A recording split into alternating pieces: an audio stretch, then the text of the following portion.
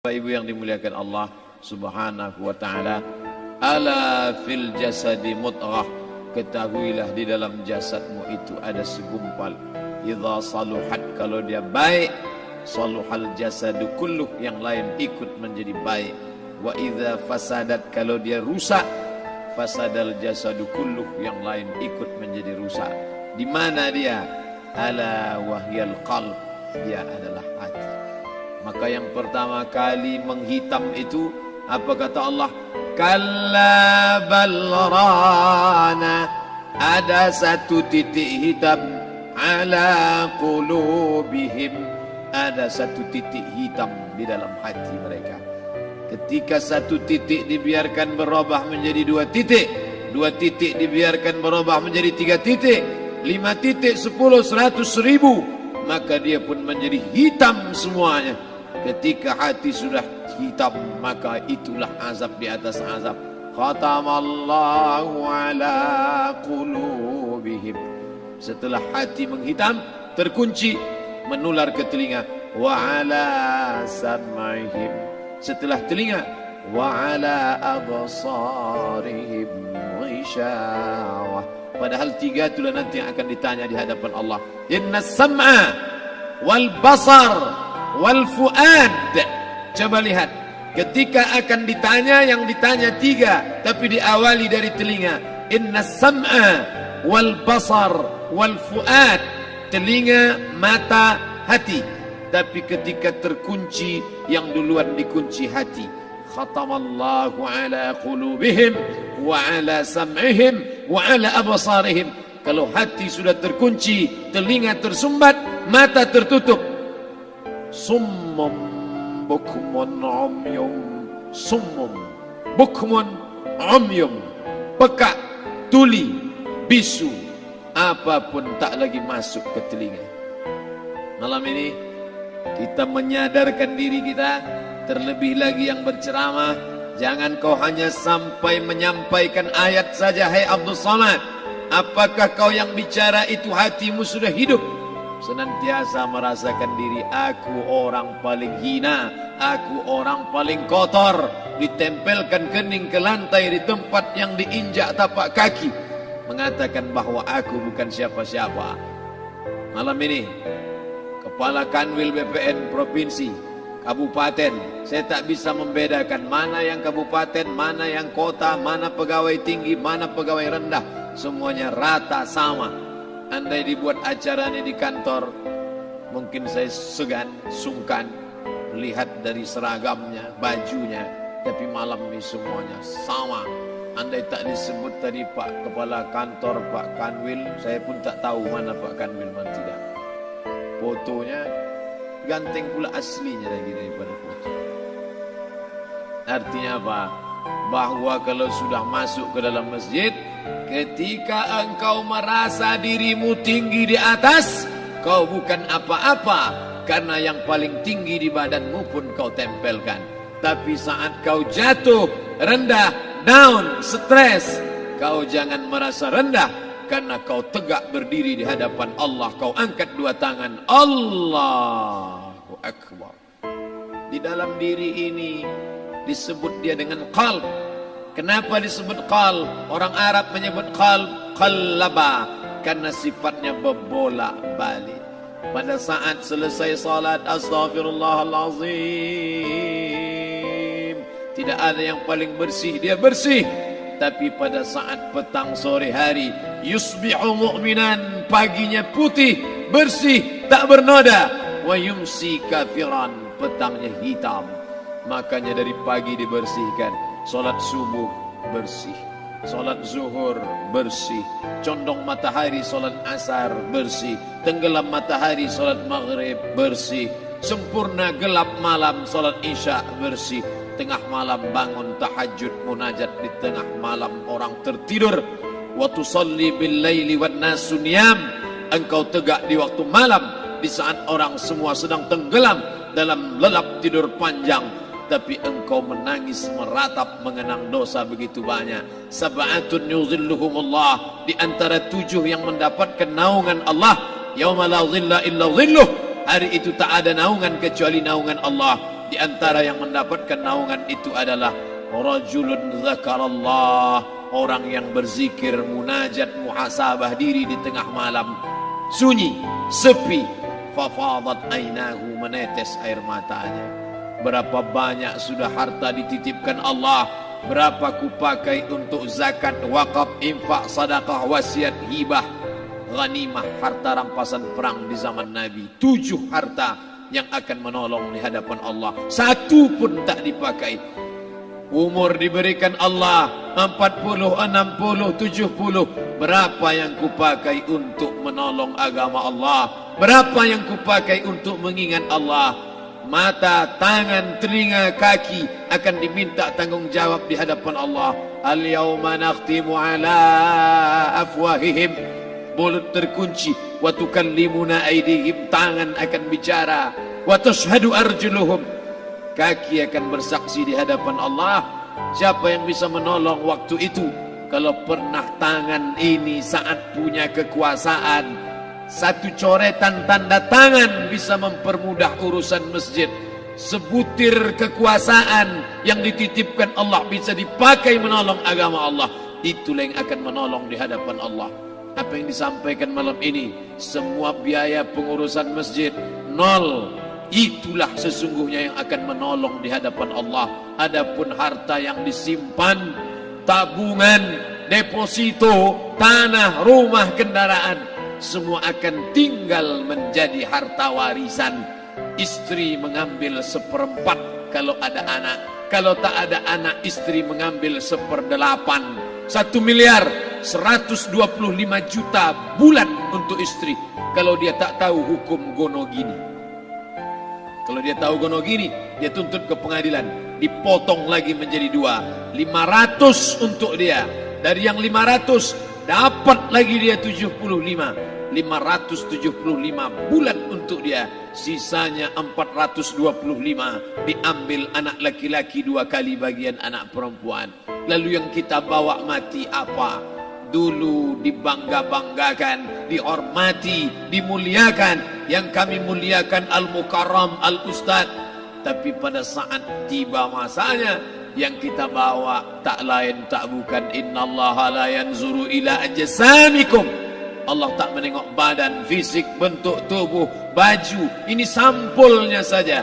Wala ila suwarikum, Allah tak menengok rupa, wajah. Walakin yanzuru ila qulub.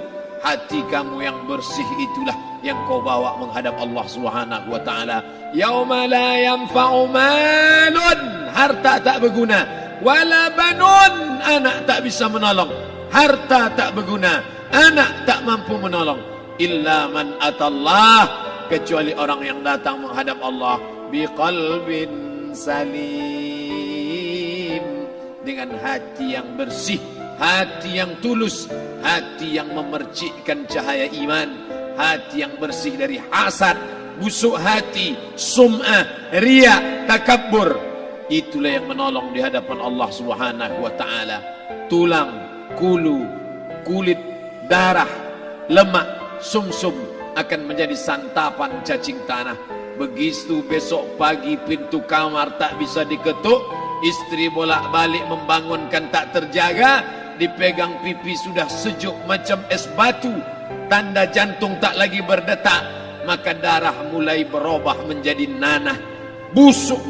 1, 2, 3 hari kalau tidak disuntik formalin, jasad paling busuk jasad manusia, karena semua dia makan herbivora, tanaman saja. Tapi kita ini omnivora, semua masuk. Maka begitu mati, paling bagus orang Islam paling cepat dikuburkan.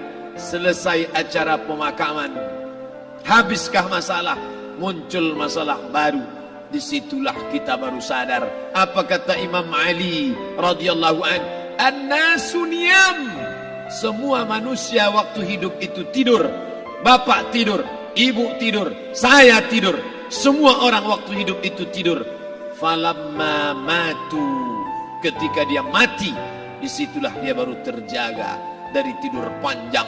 Saat Israel mencabut nyawa, ditarikkannya adalah satu centapan yang kuat. Disitulah kita baru terjaga dari tidur panjang. Betapa aku meninggalkan salat, betapa aku tak berzakat, betapa dulu kekuasaan, aku lulus umur 30, pensiun 58, 28 tahun apapun tak pernah kubuat untuk agama. Sibuk membesarkan anak, sibuk mengurus warisan. Anak pun tak ingat dengan kita karena kita lupa menanamkan pendidikan agama di dalam otak kepalanya.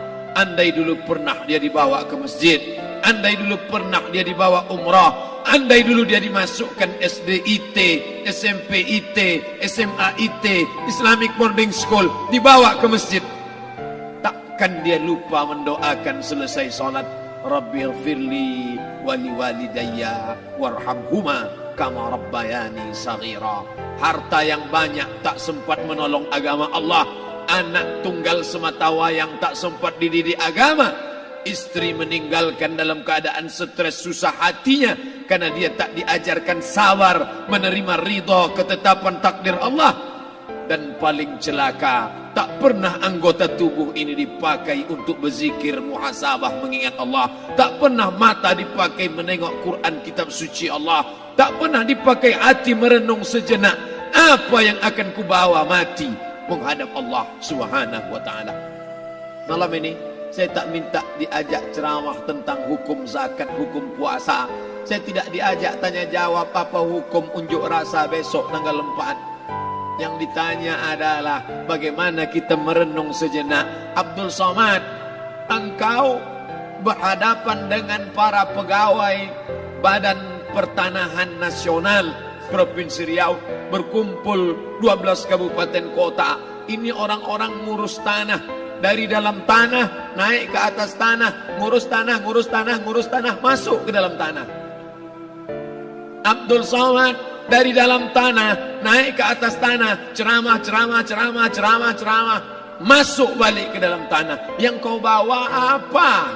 Baju koko tinggal, peci tinggal, pakaian kehormatan tinggal. Yang tentara belum pernah saya diundang. Ustadz besok datang takziah, bapak anu tentara meninggal, tahu-tahu kain kapannya loreng. Tak ada. Yang kau bawa kain tidak berjahit, disobek, kerak.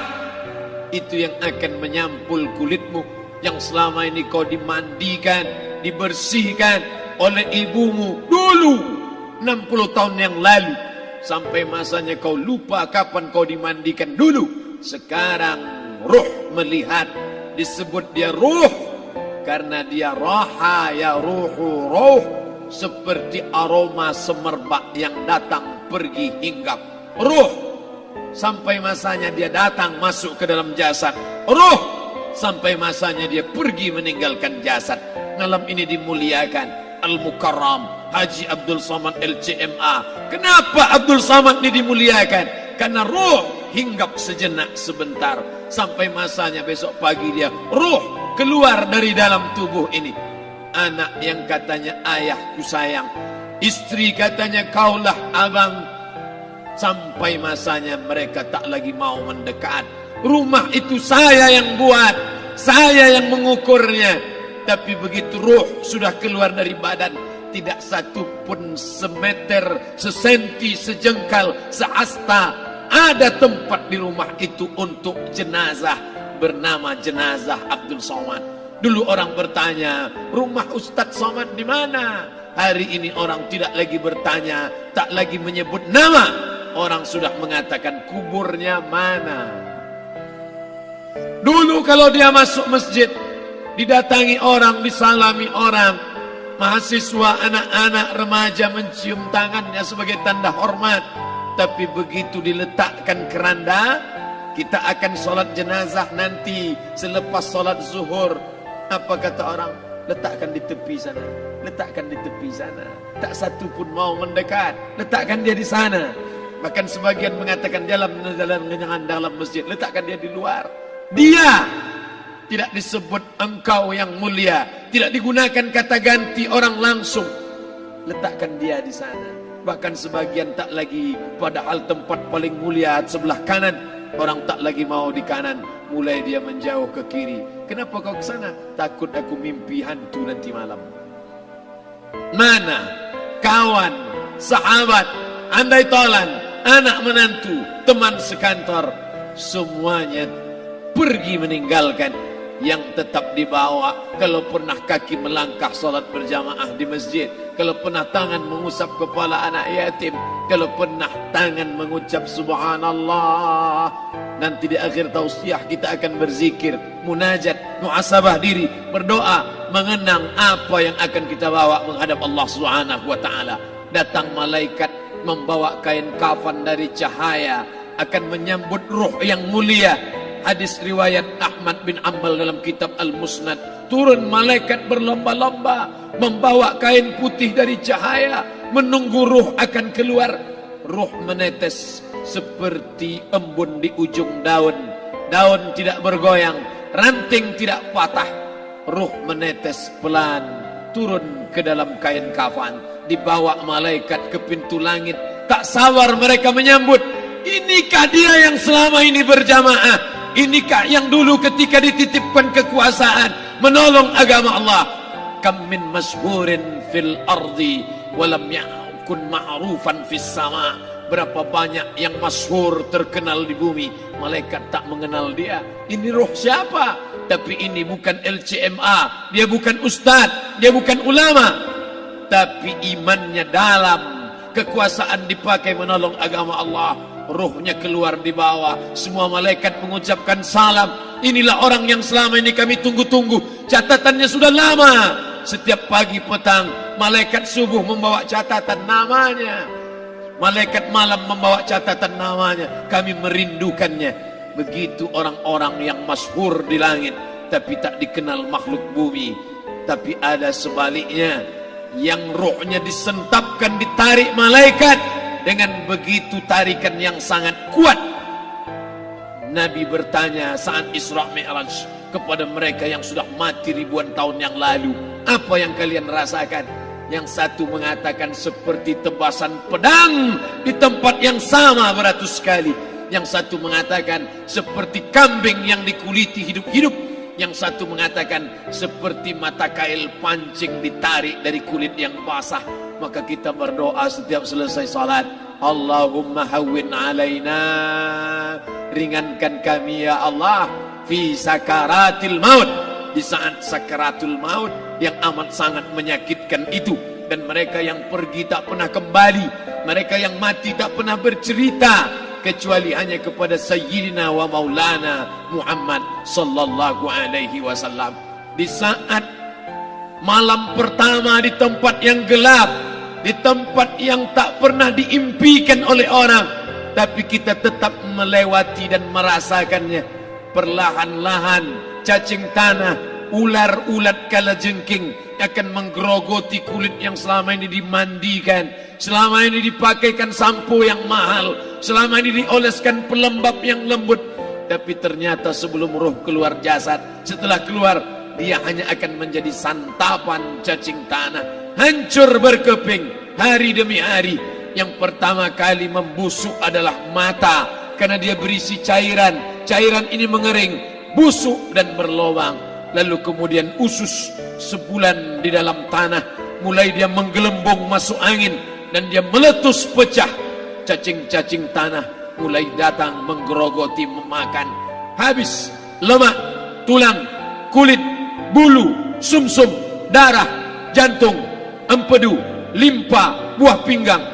Habis semuanya, tinggal tulang-tulang yang memutih, dimakan oleh tanah, ditelan oleh massa, sampai akhirnya Asi bin Wa'il membawa tulang yang kering itu kepada Nabi Muhammad, baginda Sayyidina wa Maulana Muhammad. Ya Muhammad, ayuhi rabbuka hadzal izam, sanggupkah Tuhanmu menghidupkan tulang yang kering ini? Nabi diam tak menjawab, sampai akhirnya datang Jibril alaihi salam membawakan wahyu. Qul, katakan kepada dia. Ayat ini dibaca malam Jumat. Bapak Ibu semua hafal, kita baca Qul yuhyiha allazi ansha'aha awwala marrah wa huwa bikulli khalqin alim. Jangan lupa subscribe, like and share.